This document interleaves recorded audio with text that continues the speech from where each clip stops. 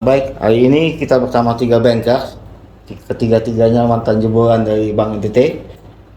Hari ini kita melihat kinerja keuangan Bank NTT pada bulan April 2020 sampai dengan April 2023. Mungkin Pak Edi ganggu karena sebagai orang yang menulis di media online, bisa jelaskan sedikit mengenai hal ini. Baik, terima kasih. Saya akhirnya berpandangan harus mengangkat sebuah realita yang bersumber dari data website Bank NTT terkait dengan kinerja. Jadi kinerja yang saya lihat, saya cukup melihat dari 3 akun, yaitu laba, aset, dan kredit. Di mana saya temukan di tahun 2020, di periode bulan April 2020, laba yang dicapai oleh Bank NTT pada saat itu adalah 109 miliar gitu. Nah, di tahun 2023 pada periode yang sama, laba yang dicapai hanya 50 miliar 182 juta. Jadi hanya 46% dari kondisi yang dicapai pada April 2020. Ini menurut saya sebuah anomali atau sebuah kejanggalan, ketidaklasiman. Itu di situ sebetulnya poin inti dari kinerja yang saya kritisi. Ya. Jadi anomali ini punya apa bagi Bank NTT? Kalau kinerjanya seperti ini, mungkin bisa dijelaskan. Ya, nanti kita kolaborasi sama-sama. Ya. Pandangan saya nanti mungkin dilengkapi oleh Bapak Mantan Dirut, Bapak Amos, kemudian Bapak Mantan Dirut juga Bapak Ishak, untuk bisa elaborasi yang lebih taktis di sisi itu. Kalau saya sebagai yang mengangkat ini, saya hanya melihat memang bagaimana mungkin ketika pertumbuhan kredit yang begitu rentang waktu panjang, yang kenaikan yang cukup besar, bagi debitnya itu kok labanya turun. Karena kalau secara keilmuan itu ada suatu korelasi atau hubungan tuh begini. Semakin tinggi baki debit kredit, itu laba harus semakin tinggi. Dia harus berbanding lurus. Semakin tinggi jumlah kredit yang diekspansi, laba yang didapat harus semakin tinggi. Tetapi yang terjadi ini terbalik. Mungkin nanti untuk elaborasi itu saya pikir dua bapak kita mantan di ini juga bisa lebih spesifik memandangnya itu seperti apa, sintesanya, analisisnya mungkin kita kolaborasi sama-sama dengan pandangan. Pak Ishak, ini sebagai mantan di Bank NTT. Pak Ishak ini kan diberhentikan tahun 2020 ya. Saat itu tahun 2020 labanya 109 miliar 573 juta. Dan pada tahun 2023 cuman pada bulan April, bulan yang sama, labanya cuman 50 miliar. Nah, Pak Ishak, Anda ini kan diberhentikan sebagai dirut karena tidak mencapai 500 miliar. Kalau melihat dari laporan periode ini, seperti apa, Pak Ishak? Jadi baik, terima kasih. Kalau kita melihat angka-angka yang ada ini kan 2020 pas itu saya kan berhenti bulan Mei 6. Jadi betul pertanggungjawaban akhir itu kan di bulan April itu. Nah, kalau kita lihat tren ini kan terus menurun. Jadi berarti ini menimbulkan tanda tanya besar bagi saya. Tujuan pergantian saya yang diharapkan mengganti manajemen dengan tidak butuh superman menurut gubernur, butuh tim yang lebih baik. Ya, ternyata kan tidak tercapai juga. Diharapkan bisa meningkatkan kinerja, tapi hasilnya kan seperti angka-angka yang ada di paparan ini. Jadi berarti ada yang salah, ada yang keliru dengan pemulihan manajemen ini sehingga tidak mencapai keinginan daripada pemegang saham untuk meningkatkan kinerja Bank NTT. Ya, sangat disayangkan sekali kalau dalam bulan 2020 itu dengan laba 109 miliar dan kredit 110 T dan kredit itu bisa meningkat 116%, laba bisa turun 46%. Ini kan harus dipertanyakan pengurus ini, komisaris direksi ini seperti apa ini. Jadi memang ini harus serius dicermati. Jadi saya tidak mau masuk ke terlalu detail angka karena itu dipertanyakan oleh direksi yang sekarang. Tetapi saya menyoroti keinginan dari pemegang saham untuk menggantikan saya untuk mencari yang lebih baik, itu yang jadi pertanyaan saya hari ini. Jadi seolah-olah angka 500 miliar itu hanya membunuh saya. Sedangkan hari ini dengan 4 tahun kinerja seperti ini, tidak ada sanksi apa-apa dan tidak ada komen dari pemegang saham untuk persoalan ini jadi pertanyaan besar bagi kita dan bagi masyarakat dan bagi saya juga sebagai direksi yang pada waktu itu. Jadi saya komen seperti itu saja, saya tidak mau masuk ke substansi yang lebih dalam lagi soalnya. Sebelum kita ke Bapak Amos, mungkin Pak Edi dulu. Pak Edi bisa jelaskan dulu ke masyarakat, mungkin nanti yang penonton. Hitung-hitungannya seperti apa? Melihat neraca ini. Mungkin ada apanya, tabelnya atau apa? Ya, kalkulasi finansial yang bisa kita gambarkan agak mudah dipahami oleh masyarakat itu mungkin 2 hal saja ya.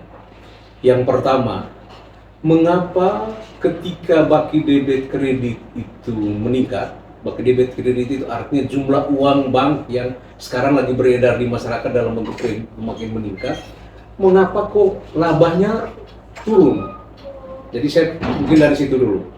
Kemungkinan pertama, asumsi pertama saya sebagaimana di tulisan saya adalah bahwa di situ ada pembengkakan biaya yang besar. Ada inefisiensi atau tidak efisiensi di tahun 2023. Artinya tahun 2020 lebih efisien. Efisien di situ banyak makna. Nanti mungkin Bapak Amos ini bisa akan menjelaskan lebih dalam tentang itu. Itu yang pertama. Kedua, ada kemungkinan. Ini ada kemungkinan ya, baru kemungkinan. Karena nanti saya harus konfirmasi kembali dengan data-data lain, yaitu data cadangan. Ada kemungkinan pertumbuhan kredit bermasalah itu meningkat. Ada kemungkinan itu. Kenapa? Karena ketika kredit bermasalah itu meningkat, maka bank memiliki kewajiban harus membentuk cadangan terhadap kredit bermasalah ini. Nah, kalau membentuk cadangan itu berarti membentuk biaya. Dia menggerus pendapatan bank gitu. Jadi ada 2 kemungkinan itu dulu mungkin yang bisa saya komentari. Karena kalau untuk menukik lebih dalam, baguslah forum ini oleh otoritas dalam hal ini misalnya OJK atau Bank NTT, kita duduk semeja lah, kita bicara, kita bedah ini. Supaya asumsi mana saya yang itu. Pak Edi punya data untuk ditampilkan? Data itu mungkin di sesi berikut ya. Di sesi berikut bisa, karena semua ini terbuka di website Bank NTT itu ada. Cuma memang ada keterbatasan di website yang sifatnya detail, taktis dan teknis itu biasanya tidak dimunculkan oleh bank selain angka-angka ini. Mungkin yang hal-hal umum besar begitu ya bisa saya. Oke, baik. Terima kasih. Kita ke Pak Amos sebagai pemilik Bank NTT. Melihat laporan data kinerja keuangan Bank NTT pada bulan April 2020 sampai dengan bulan April 2023. Bila kita lihat itu pada bulan April 2020 itu ada labanya sekitar 109 miliar 573 juta. Pada periode April 2021 65 miliar, pada periode 2022 67 miliar, dan pada periode 2023 hanya sebesar 50 miliar. Jadi ini ada penurunan yang sangat tajam. Sebagai pemilik bank, pendapat Pak Amos seperti apa? Baik, terima kasih.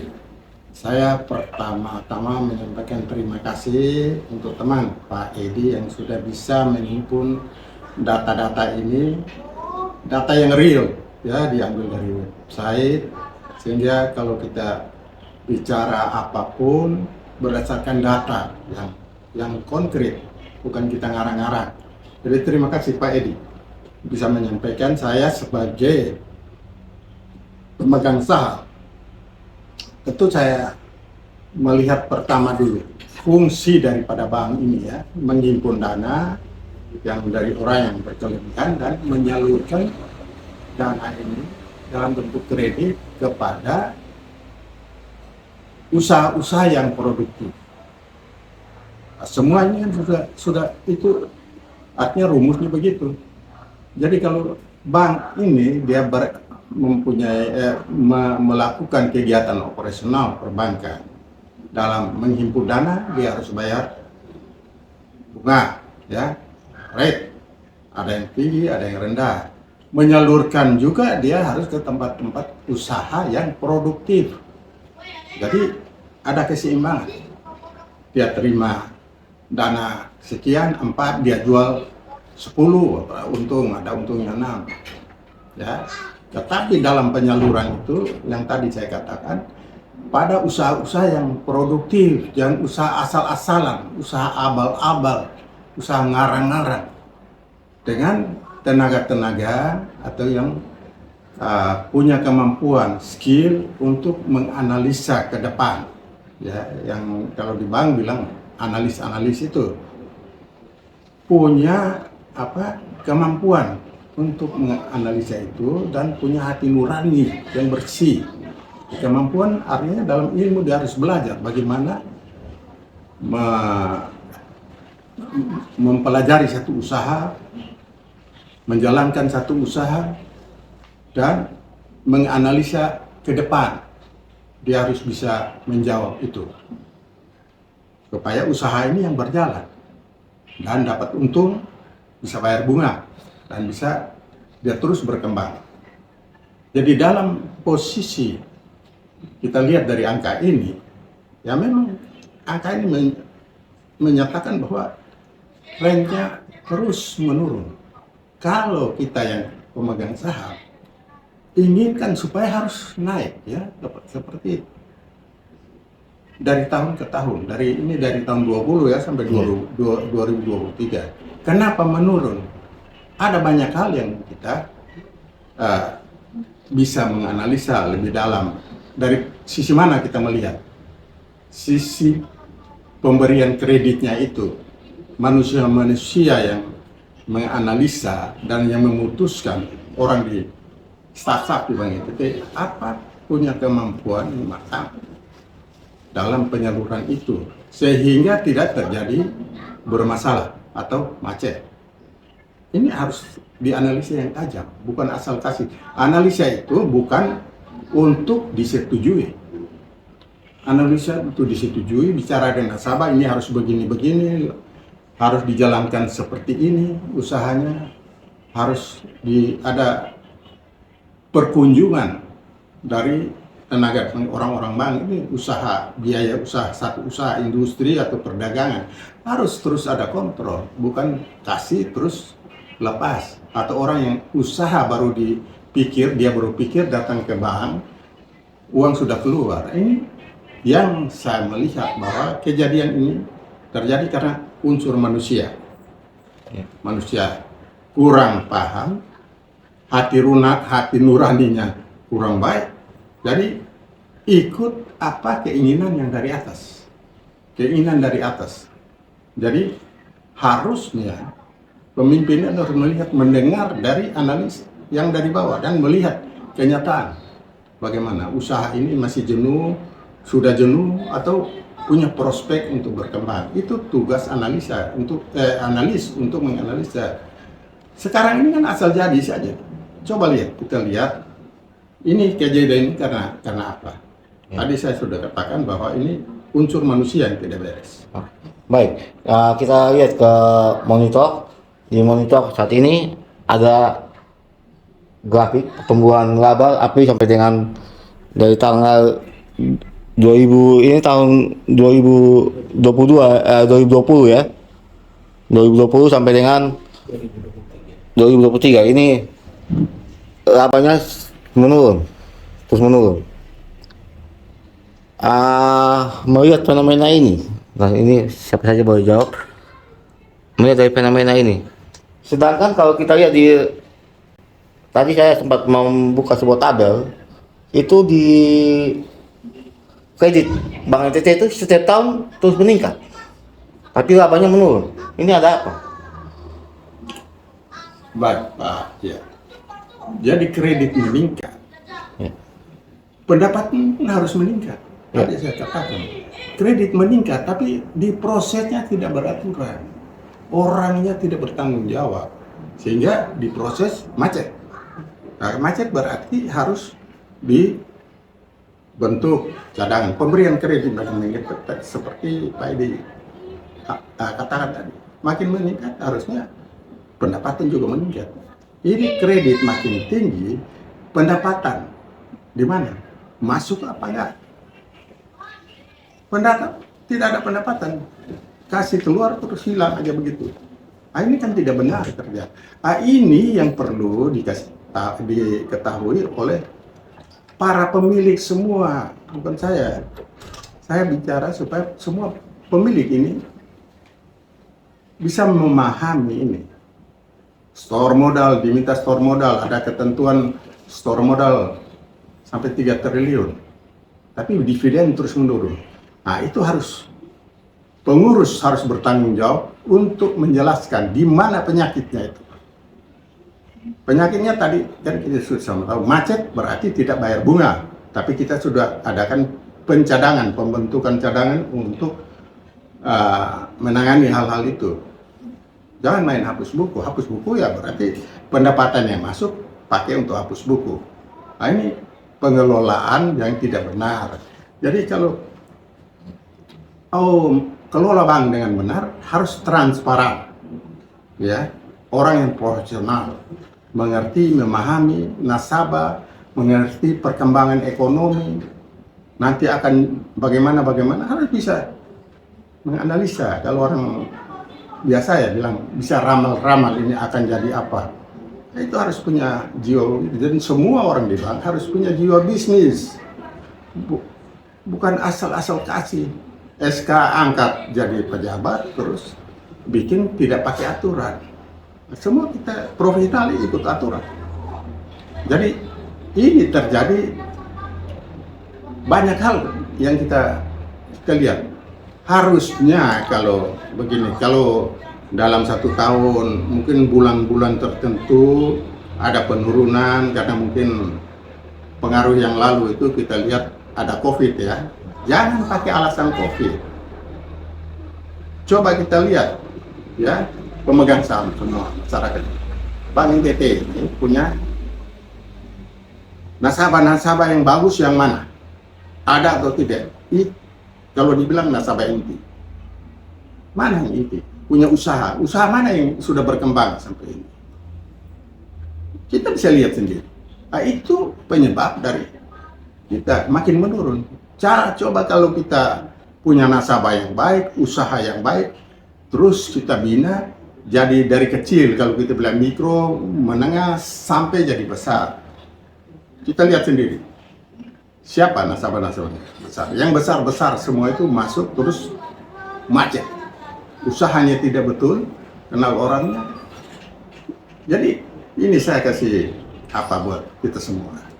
Untuk urus kredit, ya, mencairin kredit, kita ada berapa yang tepat jumlah, tepat orang, tepat waktu, dan tepat pengembalian. Itu bisa analisis.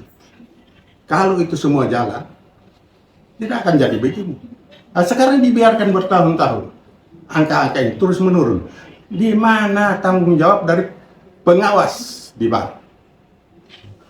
Kalau pengawasnya buta, tidak bisa melihat ini, dan ada orang yang bisa menganalisa, mengangkat angka-angka ini, dia harus melihat ini kenapa sampai begini, apa yang dia buat.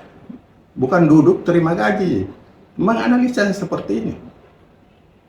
Nah, orang yang bisa menganalisa ini diberhentikan, dia apa tidak dipakai. Jadi syukur dia masih punya semangat untuk memperhatikan bank ini, bisa mengungkapkan data-data yang real seperti ini.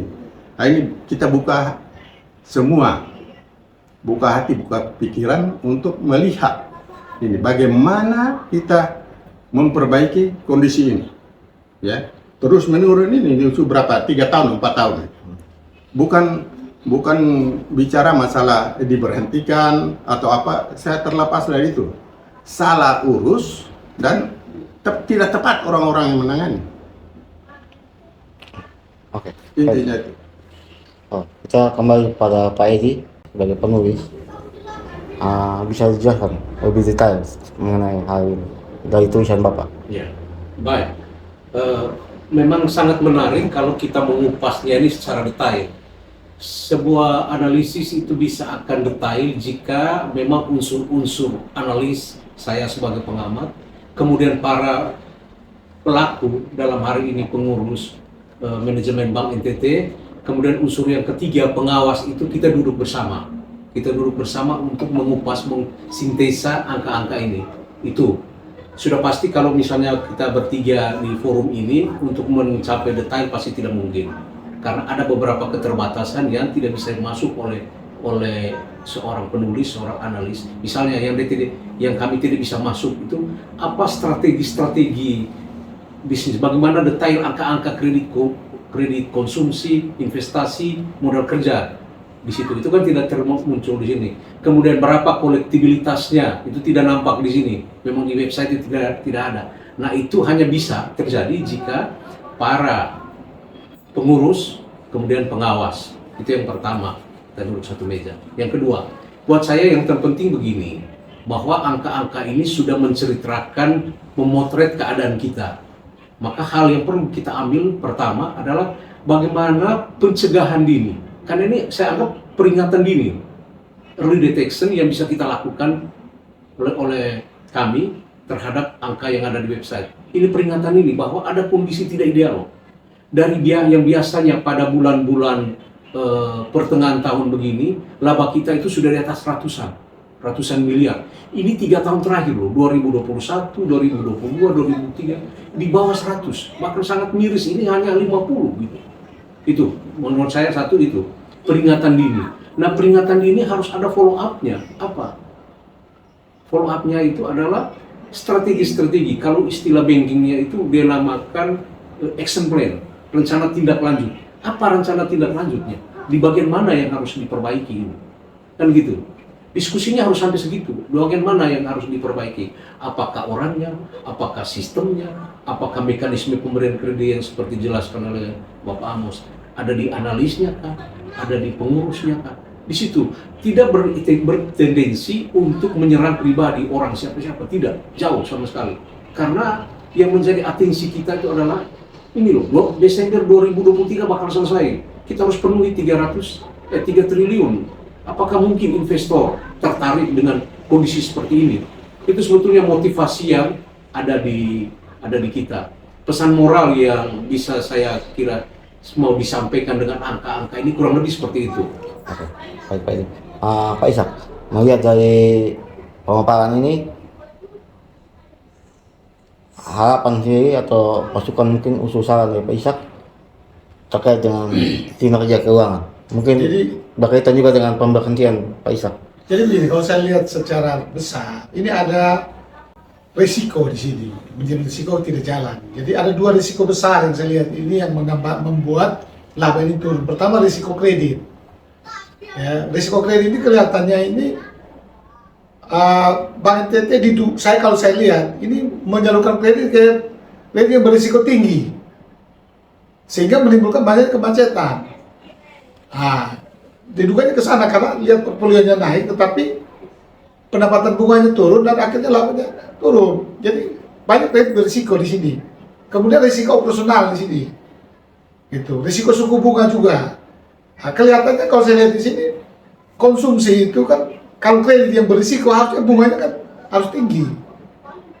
Jangan risiko bunga ya kredit yang konsumsi yang normal itu dikasih bunga tinggi.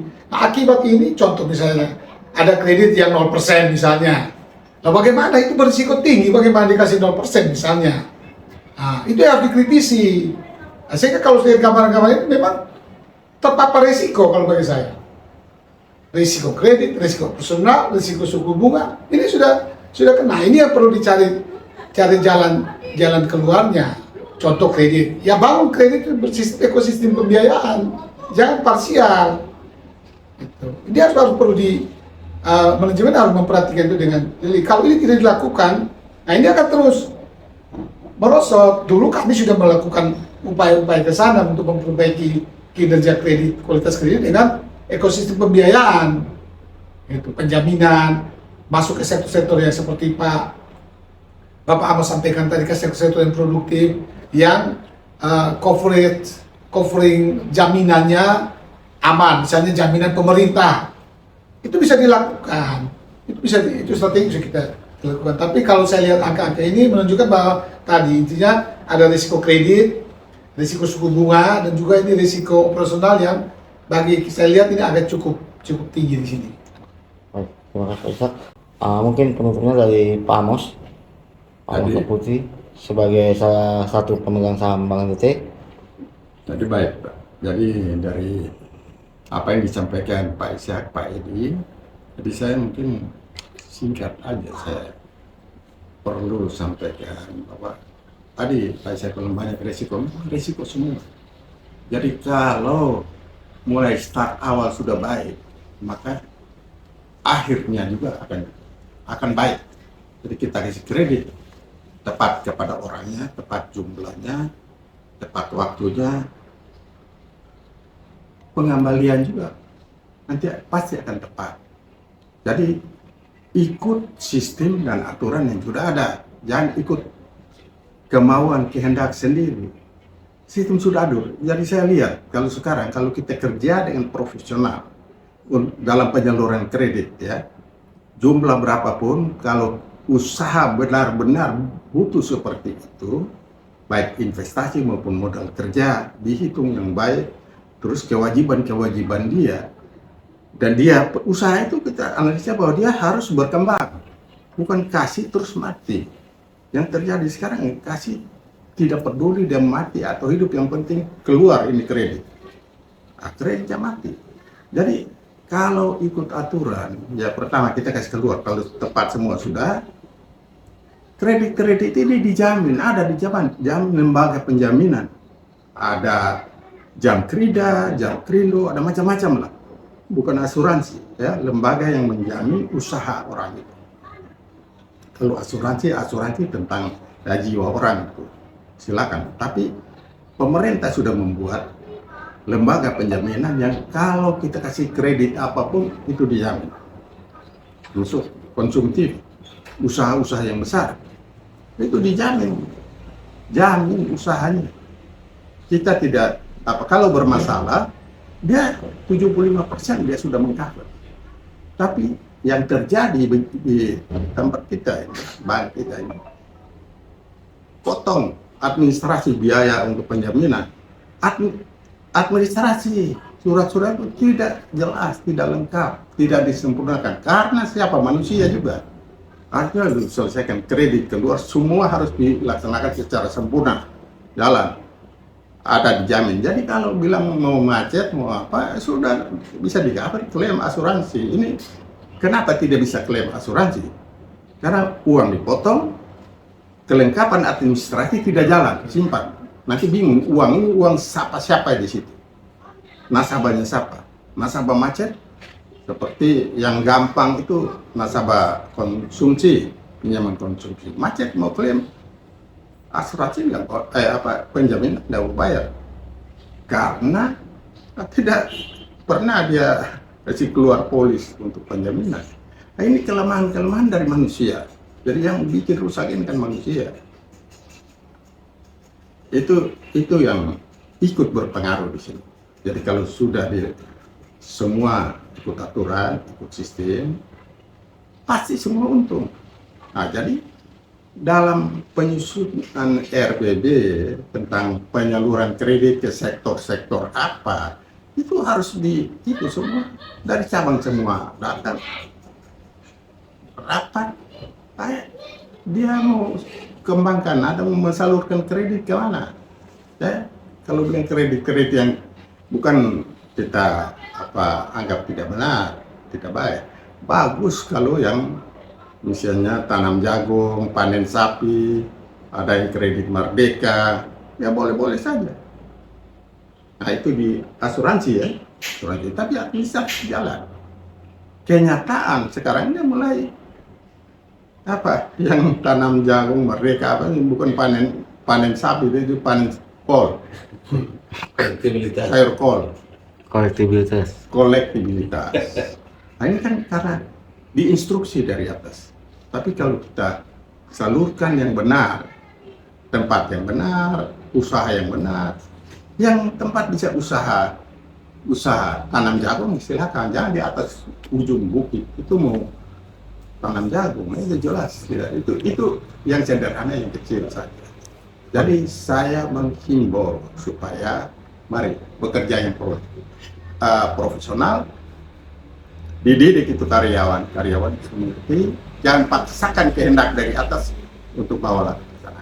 Oke. Saya ingat kepada karyawan, kalau ada yang begitu tolak, jangan mau. Untuk kebaikan Bank NTT, saya kira itu yang perlu. Baik. Menyangkut pengawasan, kan pengawasan ini ada dari pihak luar dan pihak dalam. Pihak luar itu OJK dan pihak dalam itu ada dari komisaris sampai Sky atau apa. Itu pendapat ketiga pangkat ini seperti apa? Baik, kalau pengawasan itu kita lihat internal di dalam dulu. Di kredit saja ada bagian pengawasan kan?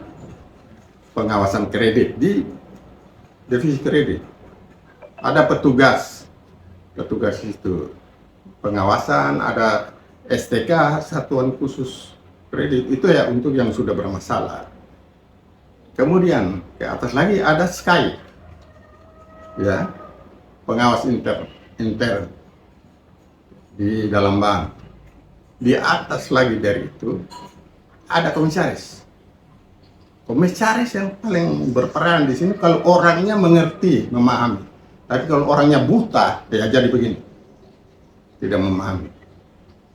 Kita harus melihat kembali supaya angkat orang yang tepat duduk situ.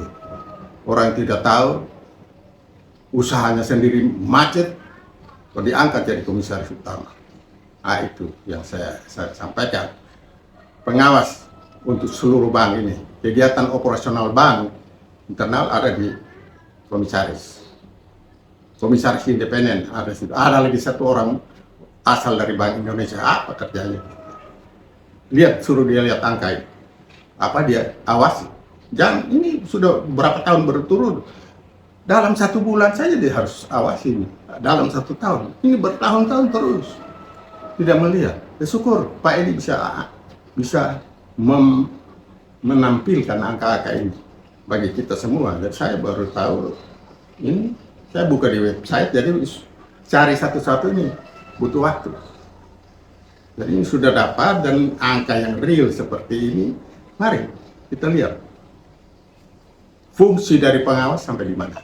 Itu internal. Kemudian ada yang dari luar, OJK, pengawas dan pembina bank di daerah.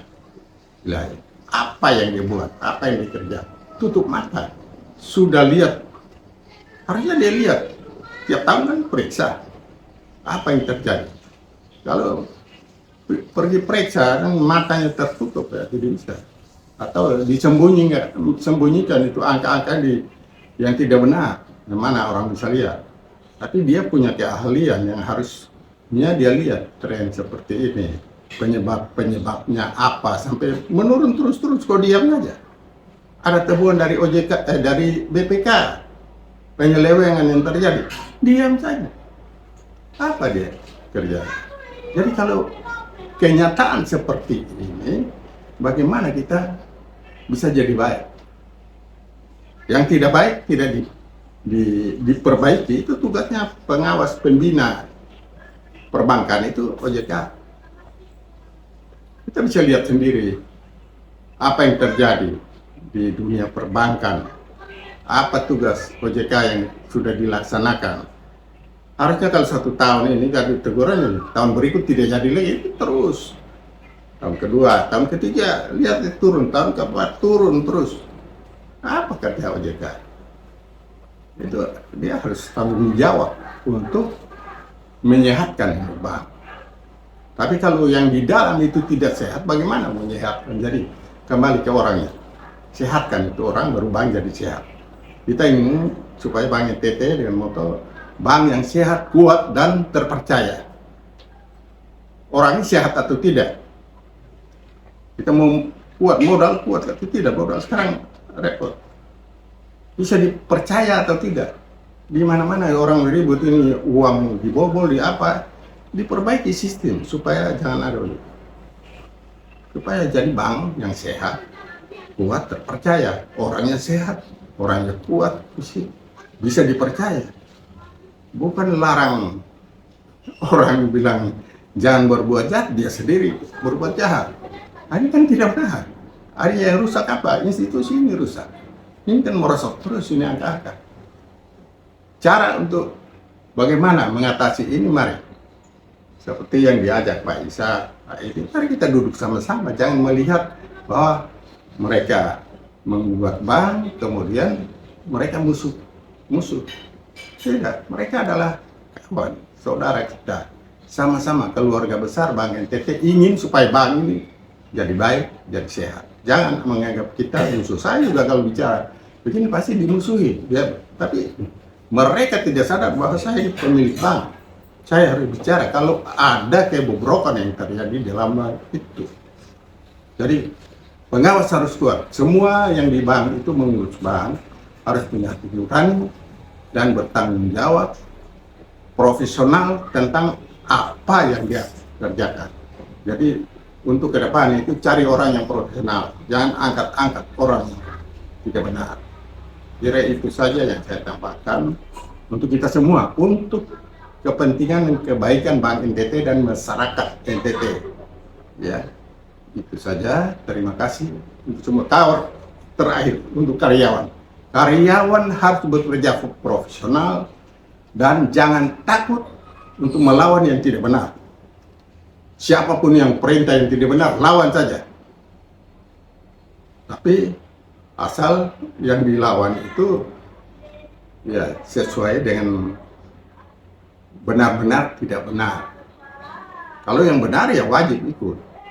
Tapi kalau dia ajar pencuri, ajar perampok, ya jangan, lawan saja, lapor.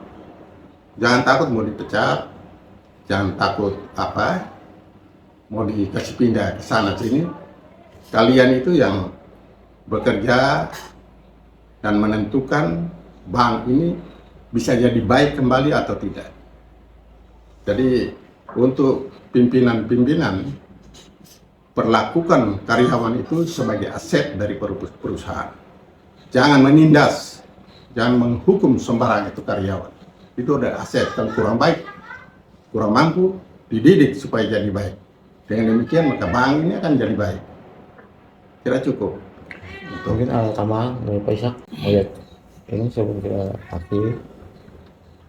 Ya, jadi dari tambahan saya pikir ya, mari kita sama-sama melihat angka-angka ini bukan dalam rangka mengkritisi atau menyalahkan satu dengan yang lain, tapi mari kita selamatkan institusi ini supaya tetap menjadi bank yang dipercaya oleh masyarakat. Tata kelola ke depan harus lebih baik lagi supaya betul-betul apa yang menjadi mimpi kita bersama menjadi bank sehat dan percaya ini bukan sekedar mimpi, tapi bisa dieksekusi bersama. Kemudian tambahan saya. Terima kasih. Oke. Mungkin Edi? Baik, saya tidak banyak, singkat saja. Saya sebuah pandangan filosofis. Dia mengatakan begini, kesuksesan atau kegagalan itu merupakan hasil kerja kolektif, bukan hasil kerja pribadi. Jadi saya harap apa yang kami sintesakan, kami tulis di dalam media ini adalah sebuah upaya untuk mari kita bekerja sama. Kita kerja sama, jangan bekerja sendiri-sendiri. Karena tidak mungkin sukses atau gagal itu tidak mungkin sukses itu akan tercapai apabila itu kerja sendiri, kita kerja sama. Anggaplah kami sebagai rekan yang berbeda pandangan, berbeda pendapat, tapi untuk menuju sebuah goal yang sama, itu Bank NTT sehat, sukses dan terpercaya. Baik, terima kasih. Selamat siang. Betul. Selamat pesawat sudah. Selamat. Ya. Terus